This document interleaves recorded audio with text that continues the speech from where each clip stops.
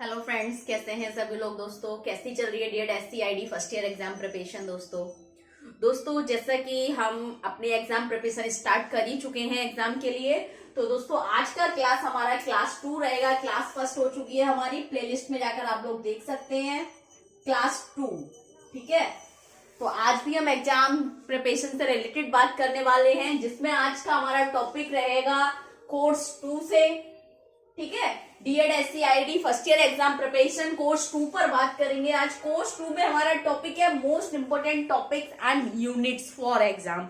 यानी कि जिस तरीके से क्लास फर्स्ट में हमने कोर्स फर्स्ट की बात की थी, कैसे प्रिपरेशन करनी है, कैसे तैयारी करनी है, कौन कौन से टॉपिक्स हमें प्रिपेयर करने हैं, कौन कौन से टॉपिक से किस तरीके से क्वेश्चन प्रिपेयर किए जाएंगे, तो उसी प्रकार से आज भी हम क्या करने वाले हैं, कोर्स 2 के कुछ महत्वपूर्ण प्रश्नों पर बात करने वाले हैं, जो कि आपके प्रश्न आपके पूछे जाएंगे परीक्षा में। तो परीक्षा के लिए सभी प्रश्न महत्वपूर्ण रहेंगे। जितने भी टॉपिक्स या कथन मैं आज आपको बताऊंगी, आपके एग्जाम के लिए मोस्ट इंपोर्टेंट है। ठीक है, यानी कि अगर मैं बताऊं 99% आपको इस तरीके से प्रश्न पूछे जाएंगे, जैसे कि मैं आपको क्लास में बताने वाली हूँ। ठीक है, तो दोस्तों आप अपना सिलेबस ले लीजिए और पेंसिल ले लीजिए, ताकि आप उस पर टिक मार्क कर पाए। तो दोस्तों देखिए, जैसे कि हमने यूनिट वाइज यूनिट अपने मोस्ट इंपोर्टेंट टॉपिक्स तैयार कर रहे हैं कि किस टॉपिक से किस तरीके से प्रश्न पूछा जाएगा, कौन सा प्रश्न बहुत ज्यादा महत्वपूर्ण रहेगा, मोस्ट इंपोर्टेंट रहेगा, कौन सा प्रश्न कितने नंबर में पूछा जाएगा और कितने नंबर में पूछने की उसकी संभावना है। तो दोस्तों चलिए स्टार्ट करते हैं most important topics and units की। तो दोस्तों कोर्स 2 में हमारा यूनिट फर्स्ट आ जाइए। यूनिट फर्स्ट पे, यूनिट फर्स्ट में हमारा यूनिट 1.1 जो है उससे रिलेटेड क्वेश्चन क्या है, यानी कि यूनिट फर्स्ट में यूनिट 1.1 का जो टॉपिक दे रखा है, उस टॉपिक से किस तरीके का क्वेश्चन पूछा जा सकता है। तो क्वेश्चन आपको पूछा जाएगा, विकास संबंधी विकलांगता से आप क्या समझते हैं। ठीक, विकासात्मक विकार और विकासात्मक देरी की अवधारणा स्पष्ट करते हुए इसको परिभाषित कीजिए। ये प्रश्न आपको सबसे पहले बता दें 10 नंबर के लिए वेरी वेरी मोस्ट इंपोर्टेंट है। 10 नंबर में ये प्रश्न आपको पूछा जाएगा। 99% चांसेस हैं इसके आने के, समझ रहे हैं आप। यानी कि 10 नंबर, यानी कि पार्ट डी के लिए वेरी वेरी मोस्ट इंपोर्टेंट रहेगा। एक चीज और बता दें आपको, आपका जो एग्जाम पेपर पैटर्न होगा वो हम ये सारी क्लासेस करने के बाद पेपर हमारा कोर्स 6 तक जितने भी हमारे टॉपिक्स हैं सिलेबस के अकॉर्डिंग कोर्स 6 कंप्लीट कर लेंगे हम। उसके बाद आपको बताएंगे कि आपका एग्जाम पेपर पैटर्न कैसा होगा। अगर आपने सेकेंड ईयर वालों का या जो आपके सीनियर्स जो हैं उनका देखा होगा, तो आपका पैटर्न उसी टाइप से आएगा। ठीक है, जो उनका पेपर पैटर्न रहा है, लास्ट ईयर के जो स्टूडेंट्स रहे हैं, सेम वैसा ही आपका एग्जाम पेपर पैटर्न होने वाला है। ठीक है, तो दोस्तों पार्ट डी में हमारे 10 नंबर के प्रश्न पूछे जाते हैं। ठीक है, पार्ट सी में हमारे 5 नंबर के प्रश्न पूछे जाते हैं, और पार्ट बी में हमारे 2 नंबर के प्रश्न पूछे जाएंगे, पार्ट ए में 1 नंबर के प्रश्न पूछे जाते हैं। ठीक है, और पूरा हमारा जो टोटल होता है 45 मार्क्स का होता है हमारा पूरा पेपर जो है। आपके जो प्रश्न पत्र आपका 45 नंबर का होगा। तो दोस्तों पार्ट डी के लिए वेरी वेरी मोस्ट इंपोर्टेंट है विकास संबंधी विकलांगता, यानी कि डेवलपमेंटल डिसेबिलिटी से आप क्या समझते हैं। ठीक है, तो इसमें आप विकास संबंधी समस्या या विकलांगता से रिलेटेड आप उसमें उसका इंट्रोडक्शन देंगे, डेफिनेशन देंगे। ठीक है, उसकी कैरेक्टरिस्टिक्स बताएंगे। ठीक है, कॉजेज भी बताएंगे इसमें। ठीक है ना, आप कारण भी बताएंगे, उनके प्रिवेंशन क्या है, बचाव क्या है। अगर 10 नंबर में आएगा तो आपको 250 शब्दों में करना होगा, तो उसमें सारी चीज आ जाएंगी। विकास संबंधी विकलांगता क्या है, ठीक है, उसका इतिहास क्या रहा है, ये सारी चीजें आपको बतानी होंगी। उसमें फिर उन्होंने डेवलपमेंटल डिसऑर्डर भी पूछा है कि विकासात्मक विकार क्या है, तो इसमें विकासात्मक विकार के बारे में बताएंगे, और थोड़ा सा इसमें प्रकार बताएंगे, कौन कौन से डेवलपमेंटल विकार है उनके बारे में बताएंगे, उनकी विशेषताएं बताएंगे, उनके कारण बताएंगे। विकासात्मक देरी क्या है, यानी कि डेवलपमेंटल डिले क्या है, तो डेवलपमेंटल डिले विकासात्मक देरी क्या है, आप उसको भी परिभाषित करेंगे। ठीक है, तो ये 10 नंबर के लिए वेरी वेरी मोस्ट इंपोर्टेंट रहेगा यूनिट 1.1 से। ठीक, नेक्स्ट देखिए यूनिट 1.2, विकासात्मक अक्षमता के लक्षण और जोखिम कारकों को लिखिए।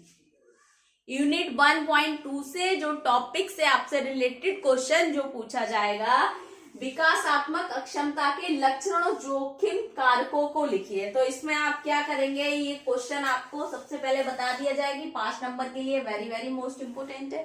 ठीक, विकासात्मक अक्षमता के बारे में लिखेंगे आप, ठीक है ना। उसका परिचय, परिभाषा हो गया, लक्षण हो गए, विशेषताएं हो गई, उनके लक्षण क्या क्या है उनको लिखेंगे, उनको प्रभावित करने वाले जोखिम कारक क्या है उन कारकों को लिखेंगे 5 नंबर में। तो आपको 150 शब्दों में करना होगा। मैं बारी बारी आपको ये चीज बता रही हूँ कि 5 नंबर वाला प्रश्न आपको कितने शब्दों में देना है और 10 नंबर वाला प्रश्न आपको कितने शब्दों में देना है। ठीक, नेक्स्ट देखिए 1.3, हस्तक्षेप और समर्थन सेवाओं के लिए प्रारंभिक पहचान और रेफरेंस से आप क्या समझते हैं। हस्तक्षेप और समर्थन सेवाओं के लिए प्रारंभिक पहचान, इसमें अर्ली आइडेंटिफिकेशन पूछा गया है और रेफरल की प्रक्रिया पूछी गई है। तो अर्ली आइडेंटिफिकेशन मैंने आपको बहुत अच्छे से डिटेल में करा रखा है दोस्तों। इस क्वेश्चन के 2 चांसेस है, 5 नंबर में भी पूछा जा सकता है, 10 नंबर में भी पूछा जा सकता है। ठीक है, अगर 10 नंबर में आएगा तो आप हस्तक्षेप को पूरा डिटेल करेंगे, उससे संबंधित जो जितनी सेवाएं प्राप्त होती हैं, जितनी सेवाएं मिलती है, वो सारी सेवाओं के बारे में, जितनी सर्विसेज दे जाती है अर्ली इंटरवेंशन में आप उनको लिखेंगे आइडेंटिफिकेशन में। ठीक है, फिर अर्ली आइडेंटिफिकेशन के बारे में बताएंगे, फिर रेफरल की पूरी प्रक्रिया बताएंगे, रेफरल क्या है, उससे आप क्या समझते हैं, उसको परिभाषित करेंगे, उसकी क्या प्रक्रिया रहती है, वो सारी चीजें बताएंगे। ठीक है, तो 5 नंबर के लिए भी मोस्ट इंपोर्टेंट है, 10 नंबर के लिए भी मोस्ट इंपोर्टेंट। ठीक, नेक्स्ट आ जाइए क्वेश्चन 1.4 पे, विकासात्मक विकलांग बच्चों की शुरुआती पहचान और हस्तक्षेप के लाभ। यानी कि विकासात्मक विकलांग बच्चों के, यानी कि जो डेवलपमेंटल डिसऑर्डर वाले जो चिल्ड्रन हैं, ठीक है, डेवलपमेंटल डिसेबिलिटी वाले जो चिल्ड्रन है, ठीक है, वो कह रहे हैं उनकी शुरुआती लक्षण, यानी कि अर्ली आइडेंटिफिकेशन करनी है उनकी। तो जो हस्तक्षेप प्रक्रिया कर रहे हैं, तो हस्तक्षेप प्रक्रिया से क्या लाभ है, यानी कि बच्चे को क्या लाभ है, उनके माता पिता को क्या लाभ है, उसके भविष्य के लिए कौन कौन से लाभ है। तो ये टॉपिक मैंने पूरा टॉपिक बहुत अच्छे से करा रखा है डिटेल में, आप प्लेलिस्ट में जाकर इसको देख लीजिए, टॉपिक आपको मिल जाएगा। और ये टॉपिक आपको 5 नंबर में देखने को मिलेगा। ठीक है, 10 में नहीं मिलेगा, 5 में मिलेगा। हाँ, और भी हो सकता है, केवल आपसे हस्तक्षेप पूछ सकता है, हस्तक्षेप क्या है, ठीक है ना। प्रारंभिक हस्तक्षेप आ सकता है 5 नंबर में, मतलब आ जाएगा प्रारंभिक हस्तक्षेप से आप क्या समझते हैं, से हस्तक्षेप से आप क्या समझते हैं, समझते हैं। ठीक है, प्रारंभिक हस्तक्षेप से आप क्या समझते हैं एवं इससे संबंधित कौन कौन सी सेवाएं प्रदान की जाती हैं। तो आपको 5 नंबर में ये आ सकता है। 5 नंबर में आपको प्रारंभिक पहचान भी पूछ सकता है, प्रारंभिक पहचान से आप क्या समझते हैं। या आ सकता है विकलांग बच्चों की प्रारंभिक पहचान से मिलने वाले कौन कौन से लाभ हैं। इस तरीके से आपको ये प्रश्न पूछ सकता है। इस प्रश्न से 3 प्रश्न बन रहे हैं जो मैंने आपको बता दिए, और तीनों ही प्रश्न आपको 5 नंबर में पूछेंगे। ठीक है, नेक्स्ट देखिए यूनिट 1.5 पर आ जाइए दोस्तों। विकासात्मक विकलांग बच्चों के लिए शैक्षिक अवसर क्या है, यानी कि विकासात्मक विकलांग बच्चों के लिए कौन कौन से शैक्षिक अवसर प्राप्त हो रहे हैं। ठीक है ना, उनको हो रहे हैं, नहीं हो रहे हैं, क्या क्या हो रहे हैं और कैसे उनको शैक्षिक अवसर प्राप्त किए जा रहे हैं। ठीक है, कौन कौन सी सेवाएं प्रदान की जा रही है, किन किन अधिकारों के अधीन वो कर रहे हैं। तो आपको ये प्रश्न 5 नंबर के लिए वेरी वेरी मोस्ट इंपोर्टेंट है। एक चीज ध्यान रखना दोस्तों, देखिए जो हमारा कोर्स होता है या पेपर जो होता है, तो उसमें सिलेबस के अकॉर्डिंग हमारी यूनिट फर्स्ट होती है ना, यूनिट फर्स्ट से कम हमारा 70% पेपर बन गया, क्योंकि यूनिट फर्स्ट हमारे एक तो पेपर के नेम से रिलेटेड होती है। जैसे हमारा आज का पेपर कोर्स जो है, कोर्स का नेम जो है, ठीक है, लर्निंग कैरेक्टरिस्टिक्स करके जो है, तो दोस्तों क्या है ना, उससे रिलेटेड जितने भी प्रश्न बनते हैं ना, वो सारे आ जाते हैं। यूनिट फर्स्ट 70% आपको मैच करती है कि आपके प्रश्न पत्र से मिला हुआ होता है सारा मैटर। 10 नंबर में भी ज्यादातर क्वेश्चन आपको एक देखने को मिलेगा जो आपको मतलब ऑप्शन में करना होगा। ठीक है, बाकी अगर हम देखें 5 नंबर के भी प्रश्न हमारे यूनिट फर्स्ट से ज्यादा देखने को मिले। अब तक का मैंने जितना एक्सपीरियंस रहा है जब मेरे टाइम से स्टडी जब मैं कर रही थी, जब मैंने कोर्स किया था, ये तब से मैं देखती आ रही हूँ कि यूनिट फर्स्ट से बहुत ज्यादा मिलता है। लास्ट ईयर भी मैंने देखा था पेपर आपके उठा के, तो उसमें भी क्या है, यूनिट फर्स्ट से कम 70% आपको पूछा जाता है। हो लेकिन क्या कर देते हैं ना, डायरेक्ट नहीं पूछते, जैसे इसमें से आपका यूनिट 1.4 में से इन्होंने इस तरीके से टॉपिक बना दिए, तो इस तरीके से मिक्सअप करके पूछ लेता है। चलिए यूनिट 2 पर आ जाइए दोस्तों। यूनिट 2 पर देखिए, यूनिट 2.1 सीखने को परिभाषित करते हुए इसकी विशेषताओं को विस्तार करें, यानी कि सीखने या फिर सीखने की जगह अधिगम लिखा हुआ आ सकता है, ठीक है ना। सीखने यानी कि लर्निंग को, तो सीखना क्या है, उसका अर्थ, परिभाषा और उसकी विशेषताओं को विस्तार करना है। विस्तार का जहां पर आपको विस्तार शब्द लिखा मिल जाए, ठीक है ना, विस्तार पूर्वक समझाइए या विस्तार कीजिए, तो वहां आपको समझ लेना 10 नंबर में प्रश्न पूछा जाएगा। 10 नंबर में ही विस्तार पूछता है आपसे। 5 नंबर में व्याख्या पूछेगा, भूमिका पूछेगा। 10 नंबर में भूमिका व्याख्या नहीं पूछता है। 10 और 5 नंबर नहीं पूछता है। और विस्तार आपका जो है 10 नंबर में पूछता है, व्याख्या भूमिका 5 नंबर में पूछी जाती है, ठीक है। तो 10 नंबर के लिए वेरी वेरी मोस्ट इंपोर्टेंट है। इसकी जितनी भी विशेषताएं होती है सीखने की, सभी विशेषताओं का पॉइंट हेडिंग करके आप उनको डिटेल में एक्सप्लेन करेंगे 250 शब्दों में, ठीक। नेक्स्ट आ जाइए 2.2 पर। शिक्षार्थियों के प्रकार लिखिए एवं उनकी विशेषताओं की व्याख्या कीजिए। इसमें क्या करना है, कितने प्रकार के शिक्षार्थी होते हैं, उन शिक्षार्थियों के प्रकार लिखने हैं और प्रत्येक प्रकार के शिक्षार्थी की विशेषताओं की व्याख्या करनी है, ठीक है ना। जैसे किनेस्थेटिक होते हैं, ऑडिटरी होते हैं, ठीक है ना। तो उनका क्या करना है, आपने उन सबकी बारी बारी उनके प्रकार लिखते हो, उनकी जितनी भी विशेषताएं हैं उन विशेषताओं की व्याख्या करनी है। ये 5 नंबर के लिए वेरी वेरी मोस्ट इंपोर्टेंट, ठीक है। नेक्स्ट आ जाइए यूनिट 3 पर दोस्तों। यूनिट 3.1 देखिए, स्वैलिनता, यहाँ पर ऑटिज्म पूछा गया, ऑटिज्म स्पेक्ट्रम डिसऑर्डर, ठीक है। अब यहाँ पर देखिए 10 नंबर में ये आपको पूछा जाएगा ऑटिज्म, चांसेस है, यानी कि 50% 10 नंबर में चांसेस है और 80% आपको 5 नंबर में मिलेगा। इसमें आपसे पूछेगा स्वैलिनता क्या है, ठीक। इसका परिचय हो जाएगा, परिभाषा, कारण, लक्षण, बचाव, ठीक। ये सारी चीजें पूछ सकता है आपको, ठीक। अगर केवल इसमें परिभाषित करते हुए लक्षण या पूछ लिया या वर्गीकरण पूछ लिया, ठीक है, या प्रकार पूछ लिया, आप समझ रहे हैं, प्रकार भी पूछ सकता है, या प्रकार पूछ लिया तो 5 नंबर में आएगा कोई एक। लेकिन जहां पर ये सारी चीजें पूछ ली, परिचय, परिभाषा, कारण, लक्षण, बचाव, प्रकार, और केवल स्वैलिनता वाला शब्द लिख के आ गया पार्ट डी में, तो आपको 250 शब्दों में ये सारी चीजें इसमें बतानी होंगी, ठीक। इतिहास भी बता सकते हैं, इसमें इतिहास भी पूछेगा अगर 10 नंबर में आएगा। तो यूनिट 3.2 पर आ जाइए। स्वैलिनता में संवेदी प्रसंस्करण की प्रक्रिया को समझाइए, यानी कि इसमें आपको संवेदी प्रसंस्करण यानी कि सेंसरी को पूछा गया है। स्वैलिनता यानी कि ऑटिज्म बच्चों में जो सेंसरी इंटीग्रेशन जो होता है, सेंसरी प्रसंस्करण जो होता है, उस प्रक्रिया को समझाना है। स्वैलिनता में संवेदी प्रसंस्करण क्या है, इसकी क्या क्या प्रक्रिया है, ठीक है ना। तो इससे क्यों संबंधित है, ये इस चीज को समझाना है। 5 नंबर के लिए वेरी वेरी मोस्ट इंपोर्टेंट है। प्लेलिस्ट में जाकर देखिए, अब तक के जितने टॉपिक्स हैं मैंने सारे कराए हैं। जो टॉपिक नहीं कराया मैं आपको बता दूंगी, आपने खुद से रेडी करना है, और अगर टाइम मिलता है तो मैं उसको बहुत जल्दी आपको क्लास अपलोड करूंगी, ठीक। यूनिट 4 पर आ जाइए। यूनिट 4.1 देखिए, बौद्धिक अक्षमता।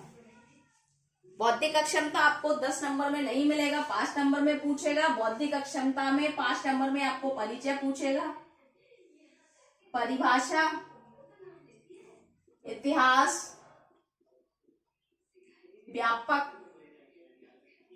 व्यापकता पूछ लेगा, यानी कि प्रेवलेंस आपसे पूछ लेगा इसकी, ठीक। और कारण, लक्षण, विशेषताएं या प्रकार, ठीक है ना, इस तरीके से पूछ लेगा। हो सकता है 10 नंबर में देखने को मिले, लेकिन जहां तक है ये 5 नंबर में ही आपको पूछेगा इससे, ठीक। 4.2 देखिए, बौद्धिक अक्षमता को कितने भागों में वर्गीकृत किया गया है। तो यह क्लासिफिकेशन पूछेगा, 5 नंबर में पूछेगा आपसे, 5 नंबर में आपसे पूछेगा, लेकिन इसमें आपको परिचय, परिभाषा आपको ऐड करना होगा, उसके बाद आप इसका वर्गीकरण करेंगे 5 नंबर में, ठीक। नेक्स्ट क्वेश्चन देखिए 4.3 देखिए, बौद्धिक अक्षमता वाले शिक्षार्थियों की शक्तियों और उनकी आवश्यकताओं को लिखिए। ठीक है, तो ये भी क्वेश्चन आपका 5 नंबर के लिए वेरी वेरी मोस्ट इंपोर्टेंट है, ध्यान रखना। यूनिट 5 पर आ जाइए दोस्तों। यूनिट 5.1 विशिष्ट अधिगम अक्षमता की परिभाषा, अवधारणा, व्यापकता, ऐतिहासिक परिप्रेक्ष्य और प्रकारों को लिखिए। 10 नंबर के लिए वेरी वेरी क्या 99.9% आपको ये समझ लीजिए आने वाला है। ठीक, मोस्ट इंपोर्टेंट है, ये आपको प्रश्न जरूर आएगा, यानी कि बहुत अच्छे से आप इसको तैयार कर लीजिए। 5.2 में धारणा स्मृति, यानी कि आपका परसेप्शन हो गया, दूसरा हो गया आपका मेमोरी, दोनों में से एक आ जाएगा 5 नंबर में, वेरी वेरी मोस्ट इंपोर्टेंट है। 5.3 में आ जाएगा पठन संबंधी विशेषताओं की व्याख्या कीजिए। 5.4 में पूछेगा लेखन संबंधी विशेषताओं की व्याख्या कीजिए। अब इसमें से आपको देखिए दोनों में 5 नंबर, दोनों में से एक आएगा, आप दोनों तैयार करने पड़ेंगे, दोनों में से एक पूछ सकता है। ठीक है, अब बात आती है 5 नंबर और 10 नंबर के। आज बहुत सारे टॉपिक मैंने बता दिए आपको सारी यूनिट्स में से, यानी कि यूनिट 1 से लेकर यूनिट 5 तक, लेकिन 2 नंबर में पूछे जाने वाले प्रश्न कौन कौन से हैं। ठीक है, तो दोस्तों देखिए 2 नंबर में इस तरीके से आएगा, विकास संबंधी विकलांगता को परिभाषित कीजिए। 2 नंबर में परिभाषा पूछी जा सकती है। दूसरा, विकासात्मक देरी क्या है, या विकासात्मक देरी को परिभाषित कीजिए। इस तरीके से 2 नंबर में आपको प्रश्न पूछा जा सकता है। ठीक है, तीसरा आ जाएगा आपका विकासात्मक विकलांग बच्चों के शैक्षिक अवसर, नहीं पूछेगा। इससे संबंधित शिक्षार्थियों के प्रकार आपको 2 नंबर में बताने होंगे, जिसमें केवल शिक्षार्थियों के प्रकार आपको लिखने होंगे। ठीक है ना, ऑडिटरी हो गया, कैनेस्थेटिक हो गया, विजुअल हो गया, तो इसमें केवल आप उनके जो 3 या 4 प्रकार हैं उनका नाम लिखेंगे। 2 नंबर में वेरी वेरी मोस्ट इंपोर्टेंट है ये। ठीक है, उसके बाद आ जाएगा आपको स्वैलीनता के प्रकार, 2 नंबर में पूछ सकता है। ऑटिज्म स्पेक्ट्रम डिसऑर्डर कौन कौन सा है, एक्सपर्जर हो गया। ठीक है, और आपको बहुत सारे जितने भी हेलर सिंड्रोम हो गया, एक्सपर्जर हो गया, तो जितने भी इसके प्रकार हैं आपको केवल उसके नाम लिखने हैं ऑटिज्म के। ठीक, और आ जाएगा आपका, ये नहीं पूछेगा, इसमें से केवल प्रकार पूछ सकता है। ऑटिज्म को परिभाषित कीजिए, स्वैलीनता क्या है, स्वैलीनता को परिभाषित कीजिए। ठीक है, ऑटिज्म किस शब्द से लिया गया, ऑटस शब्द से लिया गया है, ध्यान रखना किससे बना है। ठीक है, और इससे जो रिलेटेड 2-2 नंबर के प्रश्न होंगे, वैसे मैं आपको क्लासेस अपलोड करूंगी इसके बाद, ये सभी जितने भी मोस्ट इंपोर्टेंट टॉपिक और यूनिट्स हो जाए मैं आपको कराऊंगी, ऐसा नहीं है नहीं कराऊं। पार्ट ए और पार्ट बी की हम प्रिपरेशन वैसे ही करेंगे, लेकिन पार्ट सी और डी की मैं इस तरीके से आपको बताते हुए चल रही हूँ इस क्लास में कि किस तरीके से आपको प्रश्न पूछा जा सकता है। ठीक है, उसके बाद बौद्धिक अक्षमता के प्रकार पूछ लेगा 2 नंबर में आपसे। बौद्धिक अक्षमता की व्यापकता पूछ लेगा, व्यापकता मतलब दर उसकी कितनी है, बस पॉइंट में जितनी भी दर होगी आपको पता होना चाहिए, वो पूछ लेगा। ठीक है, उसके बाद आप बौद्धिक अक्षमता को कितने भागों में वर्गीकृत किया गया है ये प्रश्न पूछ सकता है 2 नंबर में, तो आप वर्गीकरण लिख देंगे कि भाई चिकित्सीय लक्षणों के अनुसार, ठीक है ना, मनोवैज्ञानिक लक्षणों के अनुसार, और स्वयं देख लीजिए, इस तरीके से आपको उसमें बता देना है। यूनिट 5 में अगर आपको आएगा, यूनिट 5 में ऐसा कोई टॉपिक नहीं है जो 2 नंबर में पूछा जाए। हाँ, इसमें आ जाएगा, एक चीज ध्यान रखना दोस्तों, विशिष्ट अधिगम अक्षमता। लास्ट ईयर ये प्रश्न जब आया था तो एक स्टूडेंट की गलती हो गई थी, बाद में उसकी कॉल आई थी, मैम मेरा आज प्रश्न जो था गलत हो गया, बहुत अच्छे से आता था, मैं ध्यान से नहीं पढ़ पाया, क्योंकि क्वेश्चन पेपर भी आपको बहुत ध्यान से पढ़ना है। उसने क्या किया था, अधिगम को भूल गया, वो अधिगम का मतलब भूल गया कि उसने लर्निंग डिसेबिलिटी के बारे में पूछा है। वो क्या करा उसने, विशिष्ट को बौद्धिक अक्षमता को, तो उसने बौद्धिक अक्षमता के बारे में 10 नंबर में पूरा प्रश्न करके आ गया, बहुत अच्छा करके आया था। जब वो प्रश्न हो गया, जब वो दोबारा से लास्ट में देख रहा था, एक बार रिवीजन कर रहा था कि मैंने सही किया है, क्रॉस चेक कर रहा था, वो उसने देखा कि मैंने ये प्रश्न 10 नंबर का और कह रहा था 7 पेज में करके आया था, उसका सारा प्रश्न खराब हो गया। बौद्धिक अक्षमता उसने पढ़ लिया, समझ जाए, जल्दीबाजी में विशिष्ट अक्षमता को, बौद्धिक अक्षमता और अधिगम वो भूल गया पढ़ना। तो यहाँ पर आप ध्यान रखना, विशिष्ट अधिगम अक्षमता यानी कि स्पेसिफिक लर्निंग डिसेबिलिटी के बारे में पूछा जा रहा है, बौद्धिक अक्षमता के बारे में नहीं पूछा जा रहा है, तो ये चीज ध्यान रखना। ठीक है ना, इससे रिलेटेड जो आपके 2 नंबर के प्रश्न बनेंगे बहुत जल्दी, लास्ट में हम क्या करेंगे, अब हमारे 2 क्लास हो गए आज, समझ रहे हैं, कितने बचते हैं, 4 और बचते हैं। ये 4 क्लास करने के बाद 4 बारी में 4 क्लासेस आपके फिनिश हो जाएंगे, उसके बाद हम रिवीजन स्टार्ट कर देंगे पार्ट ए और पार्ट बी के लिए, ठीक है, जिसमें हम मोस्ट इंपोर्टेंट टॉपिक क्वेश्चंस करेंगे कि क्वेश्चन किस तरीके से पूछ जाएंगे, उनके आंसर क्या होंगे। तो इससे रिलेटेड अगर आपको कुछ समझ नहीं आ रहा है, कुछ डाउट लग रहा है, कुछ पूछना है, तो कमेंट बॉक्स में जाके कमेंट करें। ज्यादा से ज्यादा वीडियो को लाइक करें, चैनल को सब्सक्राइब करें, बेल आइकन को प्रेस करें, ताकि नेक्स्ट आने वाली क्लास आप तक पहुंचती रहे दोस्तों। Thank you so much, all the best.